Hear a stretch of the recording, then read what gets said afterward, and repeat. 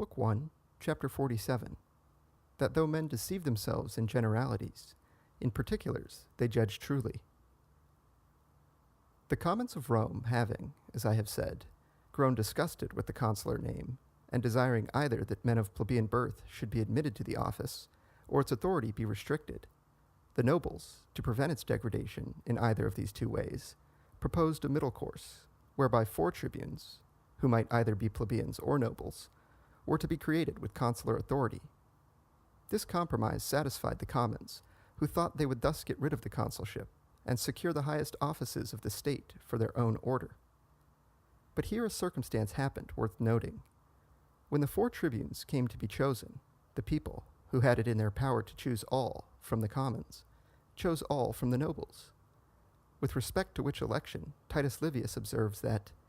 the result showed that the people, when declaring their honest judgment after controversy was over, were governed by a different spirit from that which had inspired them while contending for their liberties and for a share in public honors. The reason for this I believe to be that men deceive themselves more readily in generals than in particulars. To the commons of Rome it seemed, in the abstract, that they had every right to be admitted to the consulship, since their party in the city was the more numerous, since they bore the greater share of danger in their wars, and since it was they who by their valor kept Rome free and made her powerful. And because it appeared to them, as I have said, that their desire was a reasonable one, they were resolved to satisfy it at all hazards.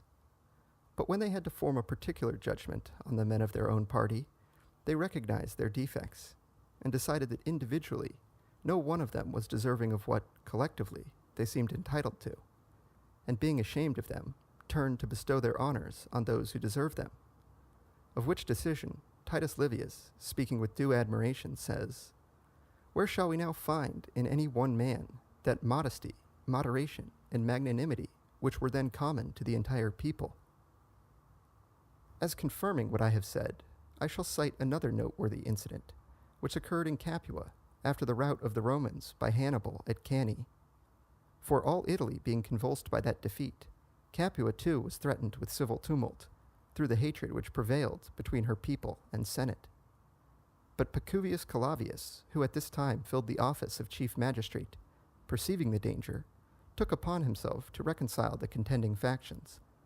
With this object he assembled the senate and pointed out to them the hatred in which they were held by the people, and the risk they ran of being put to death by them, and of the city, now that the Romans were in distress, being given up to Hannibal.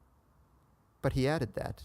were they to consent to leave the matter with him, he thought he could contrive to reconcile them.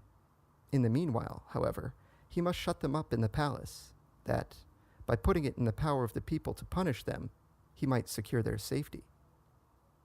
The Senate, consenting to this proposal, he shut them up in the palace, and summoning the people to a public meeting,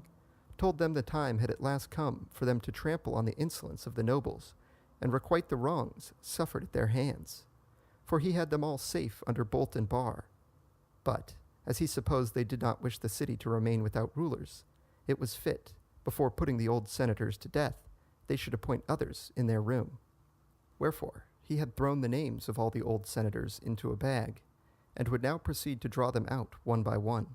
and as they were drawn, would cause them to be put to death, so soon as a successor was found for each. When the first name he drew was declared, there arose a great uproar among the people, all crying out against the cruelty, pride, and arrogance of that senator whose name it was. But on Pacuvius desiring them to propose a substitute, the meeting was quieted, and after a brief pause, one of the commons was nominated. No sooner, however, was his name mentioned than one began to whistle, another to laugh, some jeering at him in one way and some in another. And the same thing happened in every case. Each and all of those nominated were judged unworthy of senatorial rank. Whereupon Pacuvius, profiting by the opportunity, said, "Since you are agreed that the city would be badly off without a senate, but are not agreed on whom to appoint in the room of the old senators, it will, perhaps, be well for you to be reconciled to them, for the fear into which they have been thrown must have so subdued them that you are sure to find in them that affability which hitherto you have looked for in vain." This proposal being agreed to, a reconciliation followed between the two orders. The commons, having seen their error, so soon as they were obliged to come to particulars. A people, therefore, is apt to err in judging of things and their accidents in the abstract, but on becoming acquainted with particulars, speedily discovers its mistakes. In the year 1494, when her greatest citizens were banished from Florence, and no regular government any longer existed there, but a spirit of license prevailed, and matters went continually from bad to worse, many Florentines, perceiving the decay of their city, and discerning no other cause for it, blamed the ambition of this or the other powerful citizen, who, they thought, was fomenting these disorders with a view to establish a government to his own liking, and to rob them of their liberties. Those who thought thus would hang about the arcades and public squares, maligning many citizens, and giving it to be understood that if ever they found themselves in the signory, they would expose the designs of these citizens and have them punished. From time to time, it happened that one or another of those who used this language rose to be of the chief magistracy, and so soon as he obtained this advancement and saw things nearer, became aware whence the disorders I have spoken of really came, the dangers attending them, and the difficulty in dealing with them, and recognizing that they were the growth of the times and not occasioned by particular men, suddenly altered his views and conduct, a nearer knowledge of facts, freeing him from the false impressions he had been led into on a general view of affairs. But those who had heard him speak as a private citizen, when they saw him remain inactive after he was made a magistrate, believed that this arose not from his having obtained any better knowledge of things, but from his having been cajoled or corrupted by the great. And this happening with many men, and often, it came to be a proverb among the people, that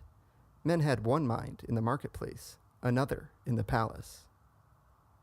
Reflecting on what has been said, we see how quickly men's eyes may be opened, if knowing that they deceive themselves in generalities, we can find a way to make them pass to particulars, as Pacuvius did in the case of the Capuans, and the Senate in the case of Rome. Nor do I believe that any prudent man need shrink from the judgment of the people in questions relating to particulars, as, for instance, in the distribution of honors and dignities. For in such matters only, the people are either never mistaken, or at any rate far seldomer than a small number of persons would be, were the distribution entrusted to them. It seems to me, however, not out of place to notice in the following chapter a method employed by the Roman Senate to enlighten the people in making this distribution.